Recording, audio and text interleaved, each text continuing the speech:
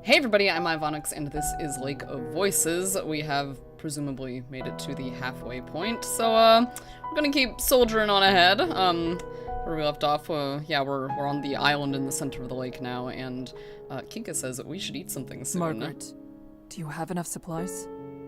Yes. I hope she does. I think I'll be alright with what I have. She was planning on this journey. That's a relief. The two of us have plenty of rations, though, so if you need anything, you can always ask. Too bad she lost her glasses. Margaret sighs and presses her fingers to her temples, acting as if she's fed up with us. I mean, I would be too. The two of you need to stop looking out for everyone else so much. I can agree with that. Bemele winces at the statement without vocalizing what's on his mind. Margaret and I share a glance. This is about the person we left behind yesterday. The person we didn't help. Yup. I'm sorry. I didn't intend. It's not your fault. It goes quiet between us once more. ... Oh, hello. A distinct rustling of leaves around. Okay. Catches my attention. The guide appears, emerging from the thicket. He slept in a bush. Margaret appears to be a little uncomfortable at his return. Bemele glares at him as he makes his way over. The Nixie will not tread on land in daylight. However, being near the shoreline is still dangerous. If you leave the center of the island, remain cautious. Right. Before the sun sets, I will be in this area. It would be wise to meet me here before nightfall. Or your sorry ass is getting left behind. Why did we have to leave him behind? I sharply turn towards Bemele as he snarls and confronts the guide. If you would just let him follow behind us, he would be alive. The guide looks away, seemingly unaffected. I bet, well, okay, maybe that guy would be alive, but I bet one of us would be dead. If all you're going to do is leave everyone to be lost, then why bother guiding us at all? Despite Bemele's severe words, the guide apparently considers his piece here finished. He turns towards the forested area from which he came. Wait! Bemele calls out to the guide, reaching towards him before he can make contact. I quickly place a hand on his shoulder. He lowers his arm to his side, though I can still feel wrath emanating from him. We stay this way until the guide disappears from view. Bemele begins to kick at the ground, spraying tiny pieces of gravel about. Bemele, I know you're angry, but regardless of our feelings, we need the guide. If he leaves us, we'll all die. We don't want that, do we? And we've done so well with him. I mean, the three of us are still alive. I mean, that's something. I give him a cold glance. We won't even know which bridge to take without the guide. Bemele knows that. This needs to stop. There are people counting on us to make it back. And what of Margaret? We can't afford to lose our way. The anger etched into his expression fades into sadness. You're right, Kika. You're right. He weakly swats his hand in front of his face as if he's trying to shoo away his racing thoughts. I can't stay here right now. I can't know that he doesn't have his lantern anymore. He just keeps his left hand like just on his shoulder. I can't stay here right now. Okay. I nod, allowing him to leave alone. Beside me, Margaret releases a sigh. Are you alright? No, I'm not. Nothing is alright. And it will never get any better. That's the pessimistic attitude I was expecting. Margaret sucks in a breath as she starts to get emotional. Before it can spill out of her, she turns on her heels and walks off in a direction different than the guide's. Quietly, I speak. I need to be alone. I have to see Bemele. I need to go speak. I'm going to speak with the guide. Time decision here. Let's see if we can speak to the guide. He's an enigmatic character. I ball my hands into fists, steel my will, and start advancing in the direction the guide went. Push my way through the branches and reach the other shore of the island. I look for the guide, but he's nowhere in sight. How? Where could he have gone? I search the area further without success. The island is not in any way large. If I had not found him, it can only be because he does not wish to be found. He's like up in a tree or something. I sigh as all motivation leaves me. I think I simply need to be alone. Damn it. Achievement unlocked. Alone. It seems as though my wish to be alone will be granted. There's no sign that they will be returning. A cold chill somehow whips its way down my back despite the calm of the air. I should have gone and talked with Bemele. Keep my gaze on the dark ground, taking a breath so deep it stings the back of my throat. As I steadily empty my lungs, I try to empty my mind of all thoughts. I do not know what I'm doing anymore. Nothing is straightforward. I find something familiar and powerful in my thoughts and latch on. The mission. I have to try and focus on the mission. I need to be strong. My eyes dart back up. Is someone watching? I wonder if I'm afraid of being seen struggling like this, or if I hope I may not be here on my own here. It doesn't matter. There's still nothing but the silent island. Time seems so indefinite around me, passing slowly. On this island, it almost seems to move slow as a stagnant pond. I shake my head, burying the thought. It's rational, but I cannot bear to think of even old pond water. Gradually, my consciousness begins to include the world again. I do a few standard warm-up stretches, testing my mind and body. I do not know how long it's been, but I feel I have regained enough of my wits to continue on. I need to make sure everything is alright. I head through the wooded part of the island. There isn't anything that could be called a path, but I managed to pick my way through the bush quite well. Through a thinner stand of trees, I briefly catch sight of the guide standing on one of the beaches. He seems fine, but even though I'm sure he turned his head toward me, he makes no show of acknowledging me. I continue my check without heeding that. After moving on, I find Bemele in a jagged clearing, leaning against a tree. He's already noticed me and is looking my way, smiling. As I get closer, I can pick up on the sadness behind his jovial expression. How are you faring? Any problems? Everything is fine. I came to check on you. How kind. I've calmed down since then. Good! I'm glad to hear that. Is there any way I can help or anything you'd like to say? Sorry, that voice acting there. I'm glad to hear that. That was... Yeah. He raises an eyebrow at that, his grin becoming markedly playful. I didn't expect to see you so worried about me, Kika. Well, I mean, you're kind of my partner here. We had this joint mission. I'd forced myself not to avert my eyes at that comment, embarrassment flowing into me. Bemele notices my reaction. He does not draw attention to it, however. Instead, he throws his arms out wide with a sour expression. Have you seen the guide? Bemele is clearly asking out of a sense of obligation and makes no secret that he's not pleased to be discussing the guide. I nod in response. I saw him earlier. He is the same as always. Good, good. In that case, I'm going to stretch my legs for a bit. I feel stiff from standing in one place for so long. I bid him a brief goodbye. Bemele waves as he departs. When I summon another clearing, I notice Margaret sitting quietly at the base of a tree. Margaret begrudgingly maybe, lifts her head as I approach, enabling me to see that her face is damp and tear-stained, while her eyes are red and puffy. She's been crying. I shift uncomfortably on my feet. She's mourning the loss of her glasses. Has something happened? Everything is fine. I came to check on you. Well, that's nice.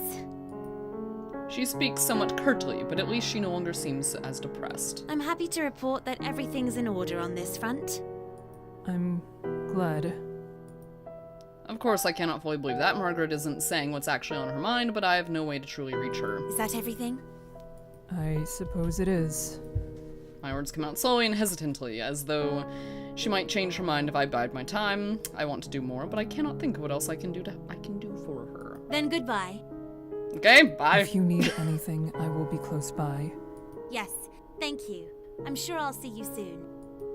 Her response is sincere. It is enough to ease some of the worry. I smile, though weakly. With nothing else to say, I take my leave.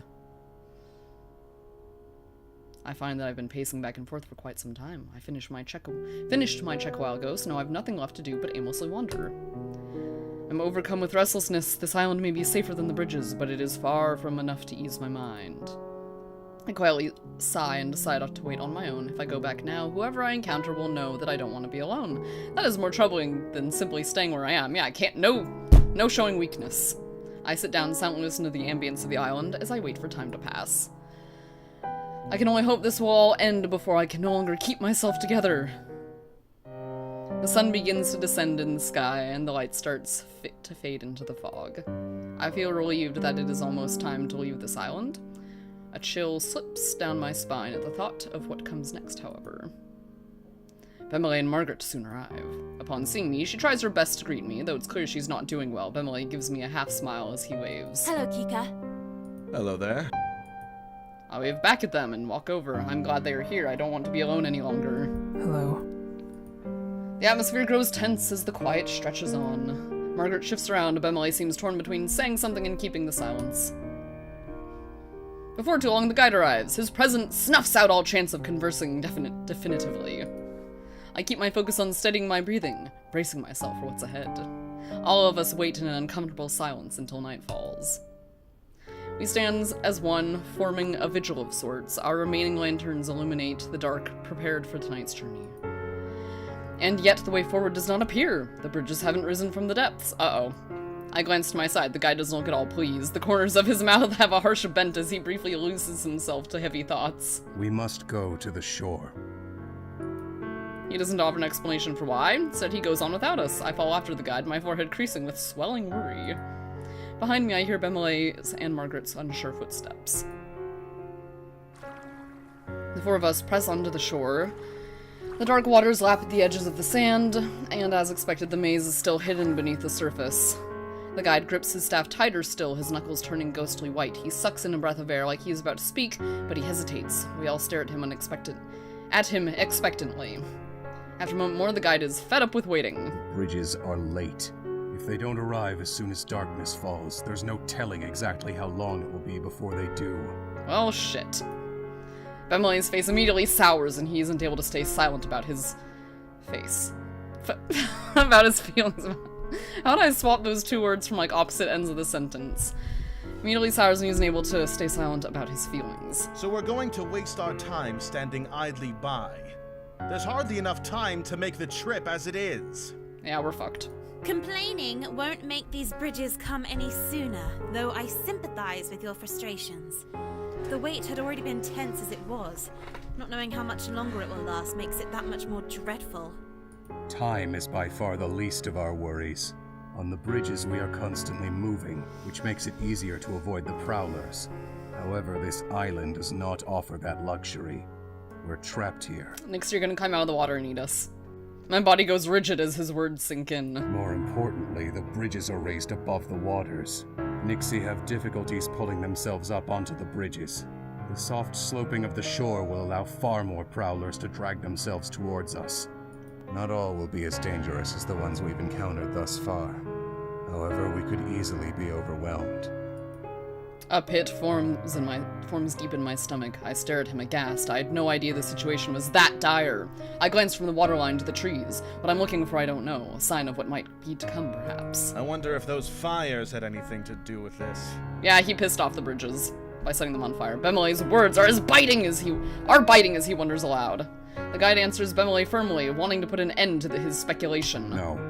Whatever magic controlling the bridges is inconsistent. Humans haven't found a way to impact it. We can only do temporary physical damage to the boards. Bemelé is still displeased. Margaret moves into discussion. Her mood is rapidly declining as well. Then what should we do? We shouldn't stay on the shore if the monsters could be coming towards us at any moment. Well, we need to be there if the bridges appear at any moment. The guide closes his eyes and suddenly looks very worn down. Staying in the center of the island is the safest option. However, there's the risk that we may not be able to reach the bridges when they do rise.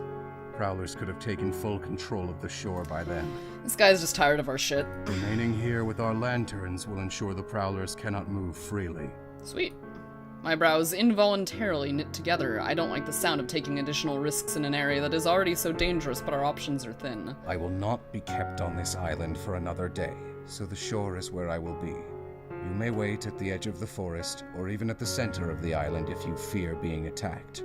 I think I want to stick with him. If the prowlers come between us and you fail to make it to the bridges, I will leave you behind. Bemelé spits hatefully under his breath. Of course you would.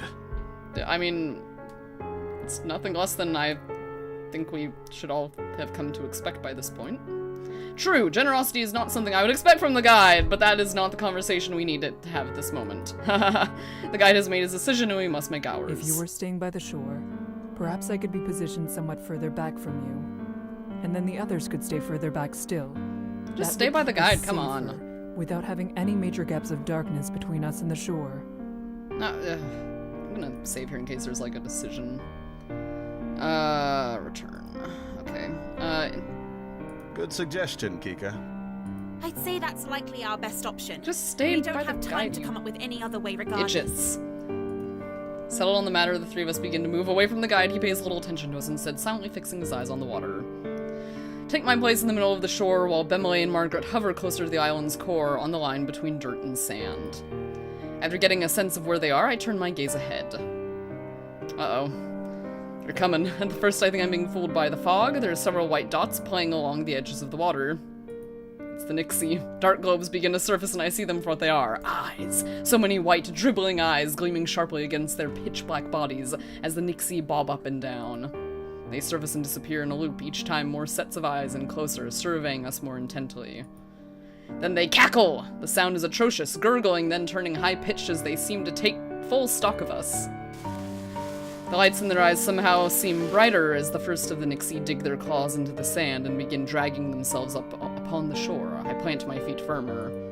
A shrill shriek pierces the air, accompanied by a telltale hiss. I whip my head backwards toward the sound, only to be greeted by coal-black darkness. I crouch desperately into the void where Margaret and Bemele stood. What happened? There's silence. Then, the best sound possible, Margaret's voice replies, albeit shakily. There was a prowler in the woods. I didn't notice it until it was already too close to me. I dropped my lantern when I saw it. The light was enough to drive it away, but now it's gone. Shattered. Damn it, Margaret! I swerve my head back to make sure the shore is still clear before I sprint over to release them from the darkness with my own light. Where is Bemele? Margaret stares down at the ground dejectedly. Bemele has his hand placed on her shoulder. I didn't see the thing either. The monster blended in far too well with the dark, crooked trees of this place. Yeah, she probably just psyched herself out. There was nothing actually there at all, and no. He gives me a sad smile as I approach the two closer. We can make a small fire for light. Margaret sniffles loudly. Uh-oh. That may work for now. But what will we do once we're back on the bridges? You're gonna be Nixie Chow. We will manage.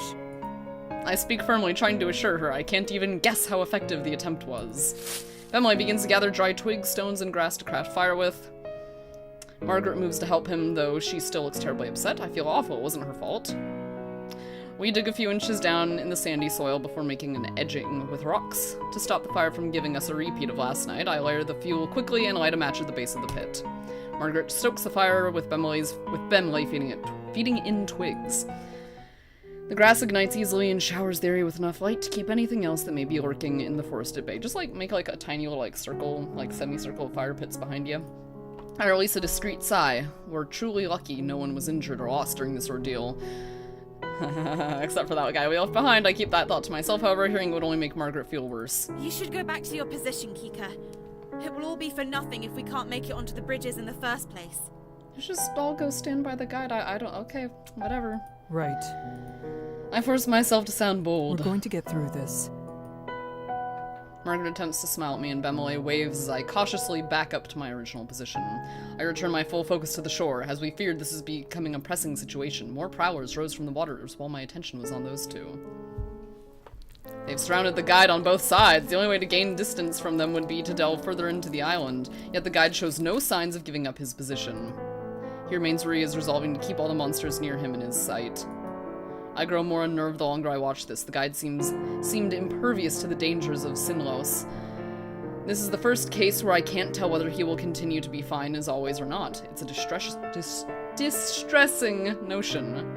As they creep ever closer, I can't stay silent any longer. Your safety is most important.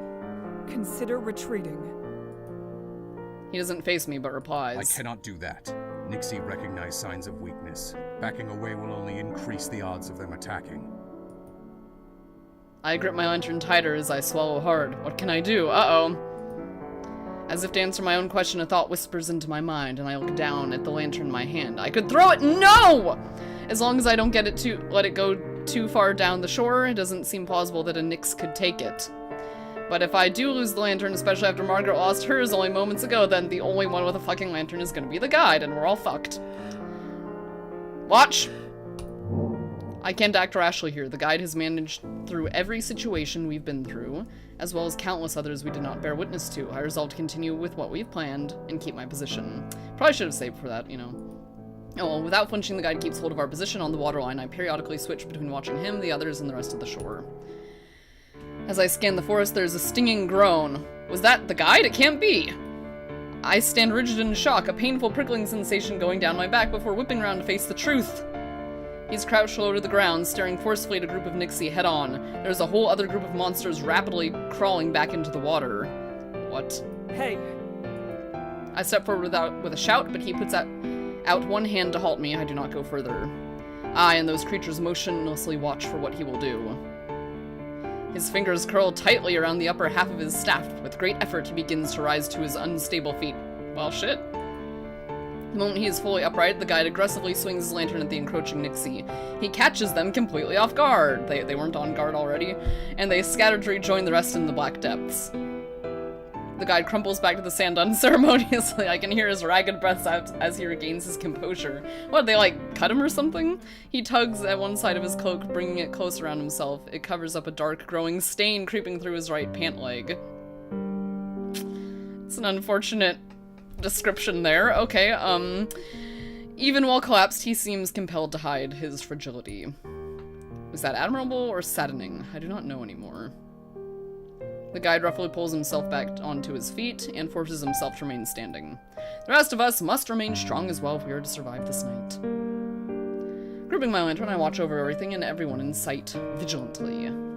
Dot dot dot. After an untold period of time, the water begins to stir. There's an unusual gurgling, sound I never thought I would be relieved to hear. Slowly, the creaking bridges make their nightly appearance. Sindalos is an overwhelmingly cruel environment. This island had felt like a safe haven such a short time ago, but that has been twisted to the point where I am grateful for a chance to return to the maze. And we may not even reach that. More Nixie are breaching the water and wrenching themselves onto the sand. The guide signals to all of us. Yeah, let's go. Thanks to his position on the shore, the guide is able to board the bridges without confrontation. For the rest of us, however, the Nixie will begin to crowd the opening. It appears they want to get on themselves. Aye. We have desperately little time before we'll be cut off from the guide. I look to my lantern. Will this light alone be enough to cause them to disperse? Grab the flaming twigs and swing them around like torches. Come on! Margaret's shout cuts straight through my thoughts. Yes! Just what I was thinking. She's advancing towards me, holding onto a heavy stick with the end set on fire as a makeshift torch. The sight is striking. It won't last long! We need to get through now! She needs not say any more. The three of us push our way forward as we advance. Margaret relays her plan. We'll toss the branch when we get close. The smoke spewing off this thing is making it even harder to see than usual. So you tell me when it's time, Kika. I can do that. The shore approaches closer and closer, and every single one of the Nixie turn their attention towards our small group. Now! Okay, after ordering Margaret, she gives her all to hurl the flame ahead of us while avoiding setting the bridge itself on fire. We should have set the bridge on fire behind us so they can't, like, keep creeping onto the bridge from the shore, right? The monsters flee from the torch. A path is clear. We waste not one moment sprinting towards the bridge. And here we are. With the others near my side, I amble back into the maze. We don't stop until there's a considerable distance between us and the shore. It is there that we encounter the guide. Upon seeing his figure, I hide a sigh of relief. We haven't been left behind. Our arrival doesn't change the guide's empty expression. He doesn't say or do anything, instead allowing all of us to catch our breath. Bemele starts to laugh incredulously through uneven breaths. Such recklessness. I can hardly believe it worked. Margaret chimes in, equally as amazed and exhausted. I don't know how we managed to do nothing wrong. That feels far more fitting for this journey. Yes, you could have burnt your fingertips off. Or perhaps the bridges could have gone up in flames. You already lost your fucking lantern, so... Margaret looks at him curiously. Bemele gives her a wink. Oh. That would have been the outcome if I was handling the torch, you think? Margaret's lips quirk into a smirk. Yes. We treasure the moment of triumph for a little more before the guide ends his silence. We need to start walking. We've already lost much time as it is. Got it.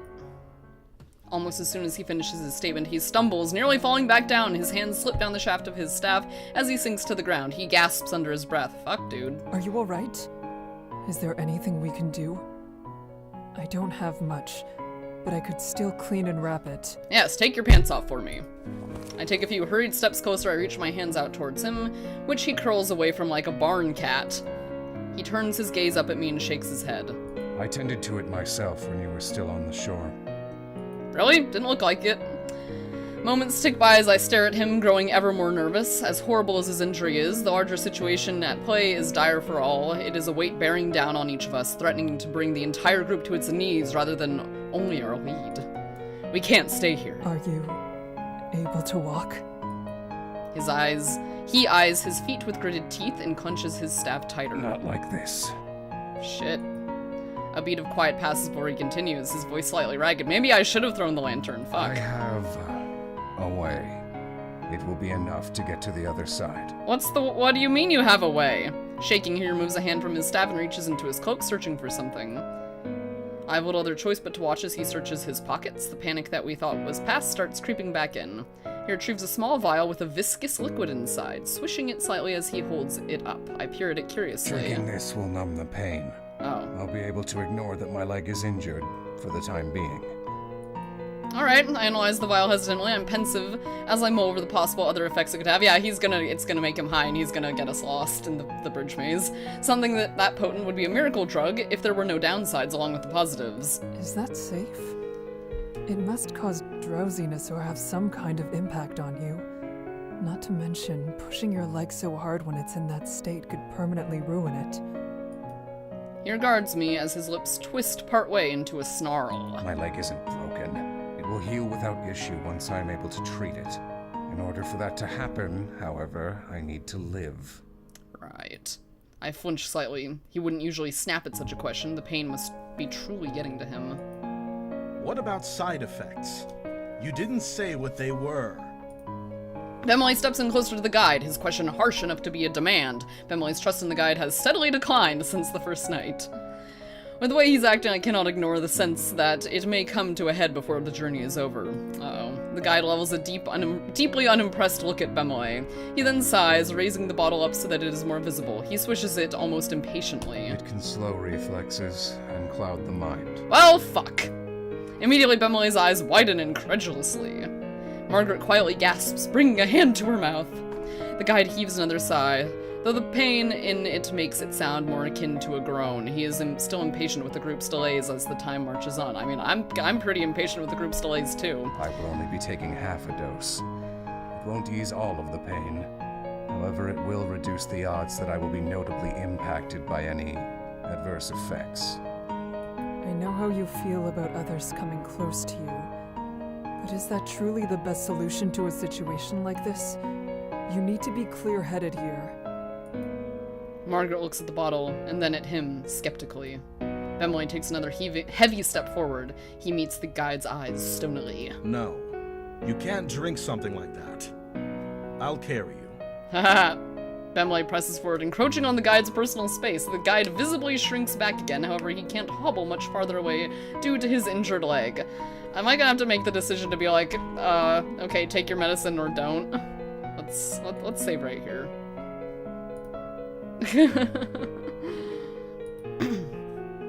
That won't. Before the guide can put forth another word, Bemley brazenly snatches the bottle straight from his hand. Everyone is stunned to silence by Bemley's action. Even the guide has trouble expressing any sort of emotion beyond furious disbelief. Bemley ignores all of our reactions and smiles triumphantly, holding the bottle like a trophy. You've made it very clear that at the first inconvenience, you would leave us all for dead in the water. As you are now, that is impossible. Damn, Bemley! The guide narrows his eyes at Bemley, who only gives him a taunting grin. So, this isn't about any possible adverse effects. You want to leave me injured and immobile on purpose. Bemley shrugs, then returns to smirking almost cockily. What? If there were no side effects, I likely would have thought nothing of it. However, mentioning those risks triggered something in my mind. You've never done what's best for the group. You only choose the safe option for yourself. With that in mind, I can't exactly trust you when you tell us that the medicine is truly our one option. Now, even if carrying you means that you will be more at risk than otherwise, I'm willing to make that sacrifice. You're willing to make that sacrifice, Bemley. What about the rest of us? Bemley chuckles derisively and rolls his eyes while spinning the medicine vial between his fingers. I hope you're proud that I'm following your advised method of not considering others, guide. Despite Bemley's sarcastic jab, the guide returns to his usual empty, deadpan expression and makes no attempt at rebuttal. There, he accepts it. What of you? Bemley then turns to look at us, curiously. Margaret snorts slightly at the inquiry. That stunt was so ill-advised, I never expected even you to attempt something like it. What if the guide had another bottle with him? We would have all been abandoned by now. Yeah, really. Bemley pulls a mischievous smirk. I'd have taken that bottle too. Margaret shakes her head at his response, however she doesn't seem too upset over this. She seems more at ease than she has been for some time. Emily seems rather pleased by the reactions thus far, grinning widely at us. If anyone is worried about my ability to carry the guide for the rest of the night, you shouldn't be. Rest assured, a willowy man like the guide won't slow me down whatsoever. He puffs his chest out proudly. Margaret can't suppress the laugh that bubbles up from her chest. She waves off Emily's boasting with a silly grin on her face. Damn. This guy is gonna, like...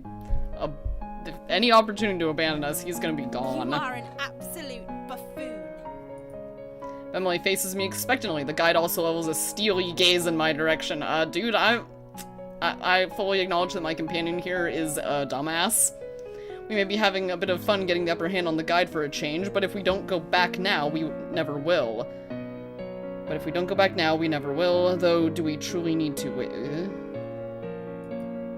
All that matters is reaching the shore safely. What really is for the best in this situation. Okay, here's the decision.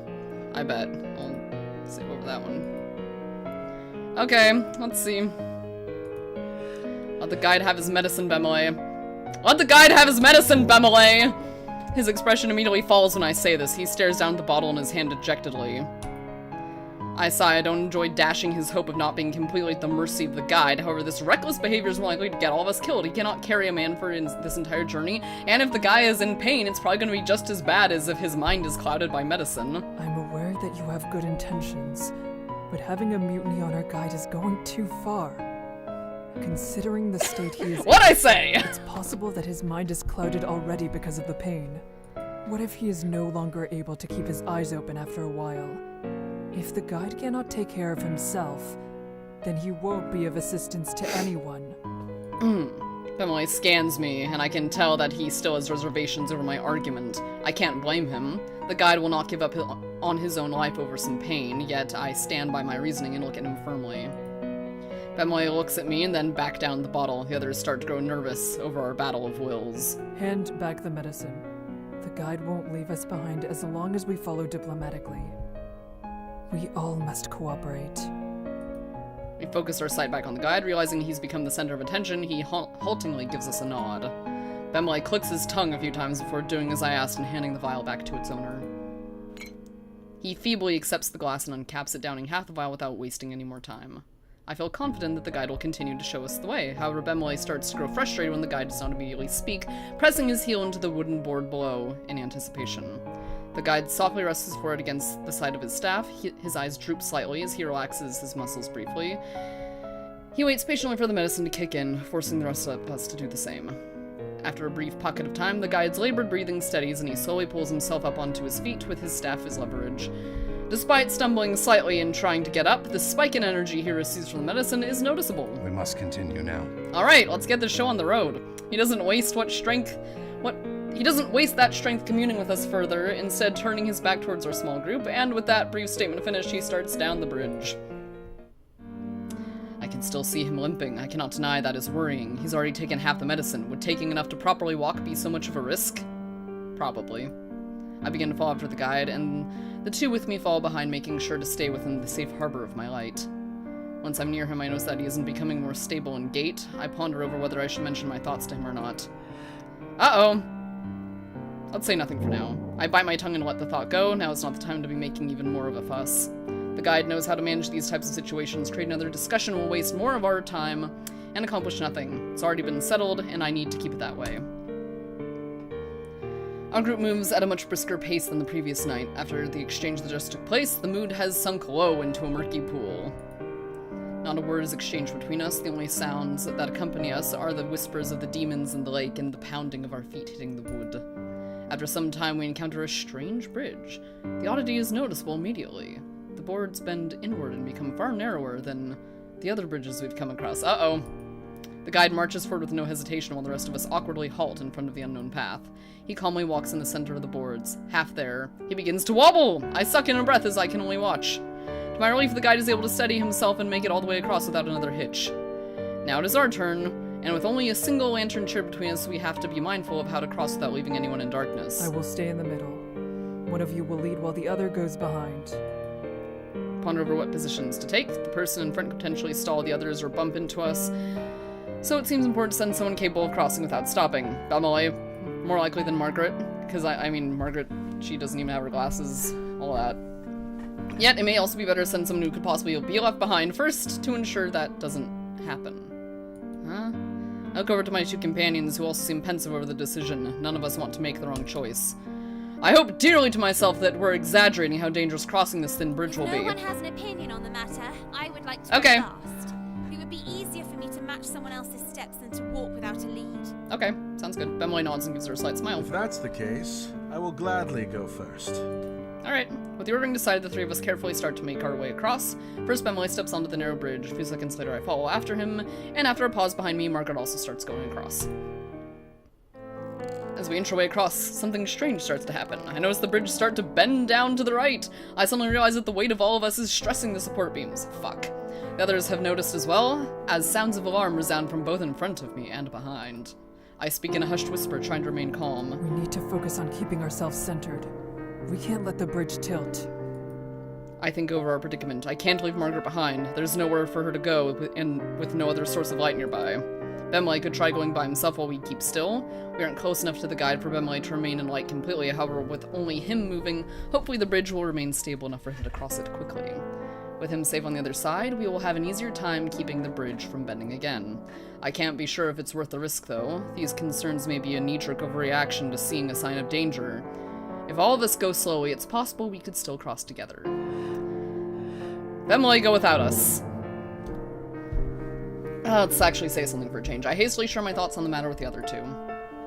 Bemley listens to me intently. A look comes over his face, and it's clear that he's not fond of the idea of leaving us behind. I shake my head and urge him to go on. Having one less person on this bridge will be beneficial for everyone, Bemele. Margaret keeps quiet, a silent agreement toward the plan. He sighs and nods. Bemele sucks in a breath and carefully starts to walk down the bridge. And a Nixie grabs him and pulls him into the depths. It mostly stays in one place. The bridge slightly creaks from side to side. Luckily, it is not an extreme enough tilt to unbalance anyone. Bemele successfully reached the edge of my light. For a moment, he stares down at the path of darkness. He then moves quickly without hesitation. Uh-oh. He makes it closer. The danger music started. He makes it closer and closer to the other side when suddenly a twisted black backwards arm, glossy with blackened water, bursts from the side and latches onto his leg. Fuck. Bye, Bemele. A scream pierces the air as Bemele tries frantically to separate himself from the Nyx. It simply digs its claws deeper into his leg, which causes him to shriek even louder. I stare on in abject horror as the scene unfolds before us. The bridge shifts and begins to bend from the strain again. There is little Bemele can do to resist. He rolls off the bridge into the water. Yep, okay. Bemele! Whew. I shout despairingly, but my voice can't help. He fights to keep his arm out, refusing to go completely under. Soon even that is pulled down. Bemele never resurfaces. There is not so much as a bubble coming up from the lake. I shouldn't have told him to go first, should I have? Well, damn. The bridge slowly creaks back into place, sloshing as it settles into its original position, all as if nothing happened. Ooh. An eerie stillness overtakes the area as I stare, mouth trembling at the place my companion was lost. I'm overwhelmed with feelings, my eyes fill to the brim with tears. Why? Why did this have to happen? Because I told him to go ahead. Before I have any time to grieve, the guide's voice rings out on a wind from across the bridge. You cannot stay there. You must keep going. I count my breaths in an attempt to calm myself. As long as I stand there, Margaret can't move. I'm going to start walking again. Oh, so sad. Okay. Now with only 2 sets of feet instead of 3, it's not as difficult a journey to make. The mere idea of one of us being missing pains me to my core. Oh. Eventually we make it to the other side of the narrow bridge, and the remaining 3 of us stand together quietly as we process what happened. I place my free hand over my face to cover my eyes as I begin to weep. Not all of us made it. No matter how many times I stated in my head, I'm not able to make myself accept it. Well, maybe at least me and Margaret will survive now, because I mean, the guy did say like that one person would die, so I mean, we'll see. We were all here just a moment ago, and yet now, how could this have happened? Forget what you saw. As of right now, nothing matters except for the fact that we have yet to reach the shore. Morning will arrive soon. We must continue. Got it. I can understand his words. I need to keep myself together until I reach the shore, and yet it seems impossible to actually do. Everyone is being lost one by one. I can't take it.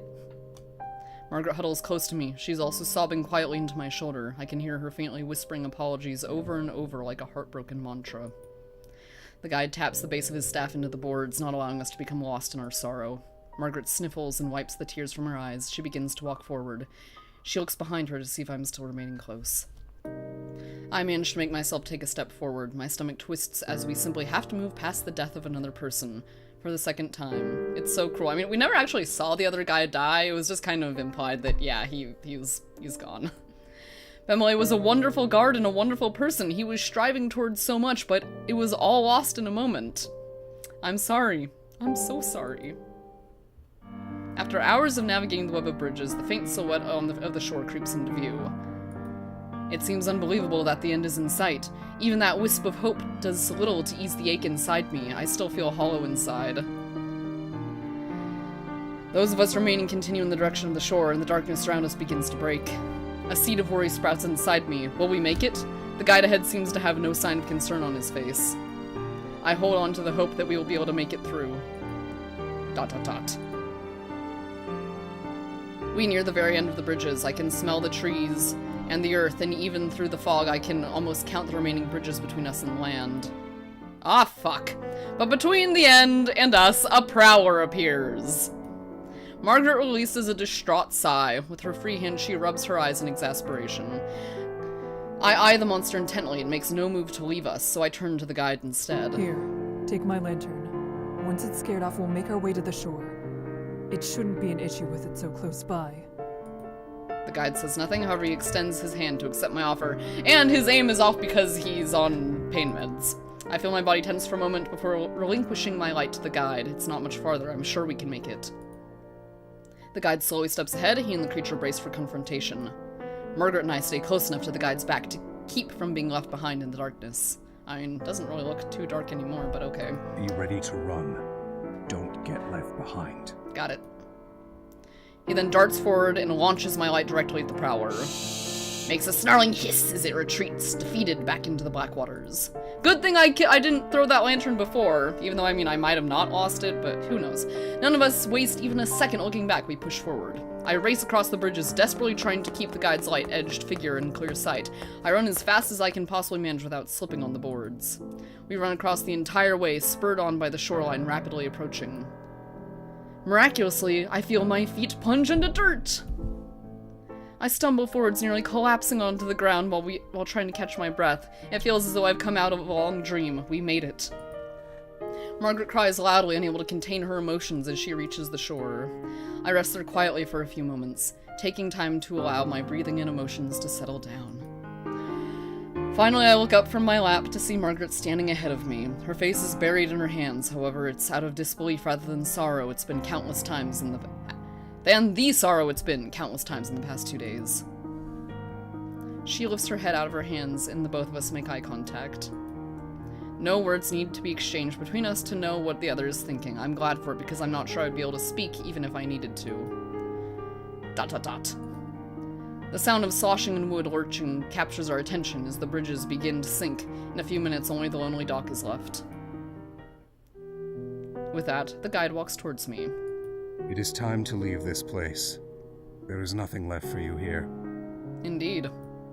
Upon being addressed by him, I rise to my feet. He has a calm look on his face, though there is force behind his serenity. I open my mouth in an attempt to speak. However, I quickly realize I have little idea of what to say. Do I thank him for this? Should I give him my trust? Was our survival because of him or despite him? I mean, you wouldn't have known where the fuck to go if he wasn't there, so yeah. Even now, I cannot know for certain. And then the fog is removed from my thoughts. After everything that has happened, it becomes clear. I harden my face to match his serious disposition. There is something he is certainly right of. This lake isn't a place to linger. Going round and round in circles will never help. We cannot submit our lives or our minds to Sinros. So, next time we go, around the lake instead of across it. For better or for ill, there's only one person who can help those once they are within its grasp, the guide. If he were removed, the place would be no safer. So...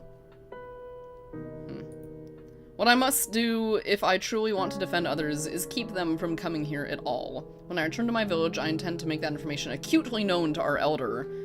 For that to happen, we must leave. Goodbye. Bye. His eyes narrow as he looks over me. I begin to feel uncomfortable under his scrutiny, but for a moment, I could swear that I noticed him smiling slightly. Yeah, there's a little smirk there. However, it could easily be a trick of the morning sun. I look away to face Margaret, not wanting to get caught up with this any longer. Margaret, will you be coming? I don't know if we ever actually learned where she was going in the first place, but... Margaret's gaze goes past the guide and me. She fixates on the lake forlornly. I feel hopelessness emanating from her. She lost something important from the inside of her in that lake. Something she will never get back. Her glasses were that important. I empathize greatly with her, knowing that feeling is one we will never escape from, even after this lake is far behind us. Margaret seems to shake the feeling off and turns towards me. The smallest of smiles graces her lips as she nods. Yes, I'm coming. Alright, let's get the fuck out of here. Margaret's vigor returns to her at the end of that sentence. She speaks with a little bit of the confidence she had at the beginning of the journey. She gives one last look to our lead. Her gaze is harsh and scrutinizing. I'm not entirely sure what she's trying to convey with that look, but that isn't for me to know. Margaret definitively turns.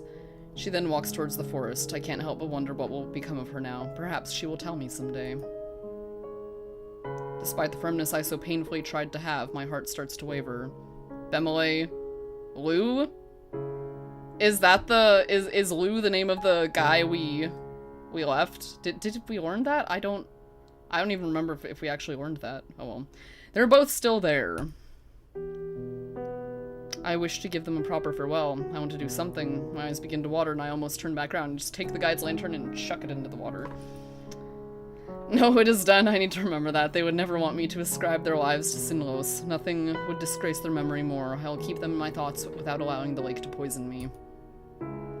With my steadfastness truly regained, I march into the light with no hesitation. With a solemn heart, I at last arrived at Hemmer. They were grateful to see me, for it was a desperate situation indeed. The urgency meant that my mind was occupied with other matters. I worked tirelessly to aid Hemmer's own guards in forcing back the brigadiers. Yeah, just... Kika, she alone makes the difference. But during the moments of calm when the sun went down, I would remember the lake.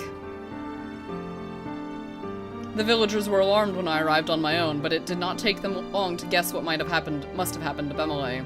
Having to recount the terrible story was almost more than I could endure. Yet I know that it will be even worse when I must tell my fellow guards back at home. They deserve to hear the truth from me, regardless of how I feel. Margaret and I parted ways before I arrived at Hemmer. She did not say where she would be going or what she would be doing. She did, however, put on a smile as she departed, which I felt was more for my sake than her own. I hope she is well wherever she is, and I would like to think that somehow we may see each other once more on another day. When receiving payments for his services, the guide must give a report of all those who both succeeded and failed to cross the lake.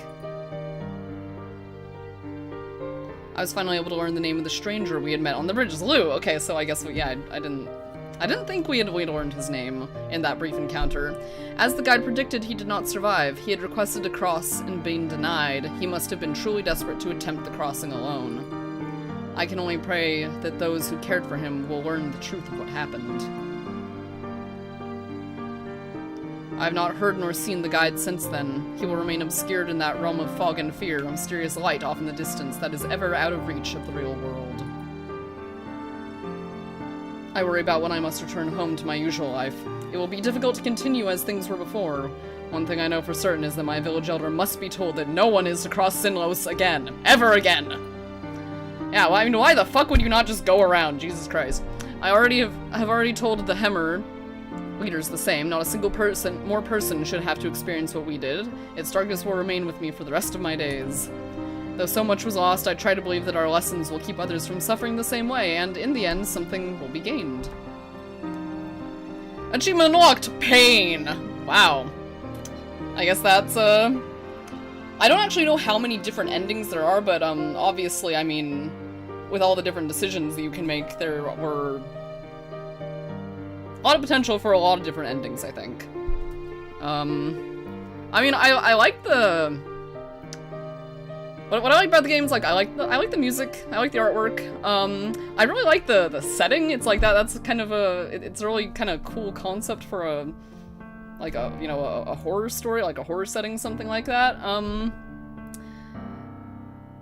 The writing got a little bit long-winded and a little bit cheesy at times, so that was a little bit of a detraction, I would say, but, yeah. I think I might, I'm not gonna record it, but I'll probably go back through and see what some of the other endings were, just for fun. I'm betting if I hadn't said anything, like if I hadn't told Bemele to go ahead, I bet somehow that would've, the story would've shifted so that, like, Margaret was the one who got dragged into the water instead, or something like that, or, well, as I said, the last video, this game is free on Steam. Thank you for playing, you're welcome. Yeah, this game is free on Steam, so if you feel so inclined, you can download it and check it out yourself, and get a different ending. Save Lou, save Bemele. I don't know, what the fuck ever. Anyway, that was, like, a Voices. Thanks for watching, until next time, rock on.